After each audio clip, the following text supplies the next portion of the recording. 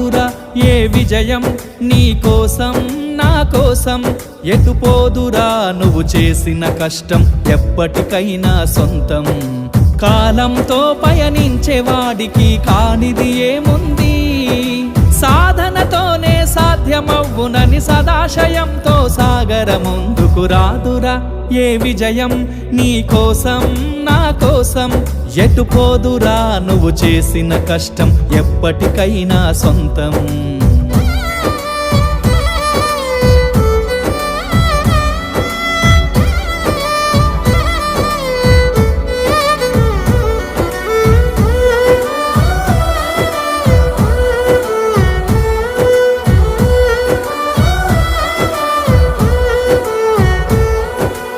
ఆకాశంలో అలలాగా పోయే ఆ పక్షులనే చూడు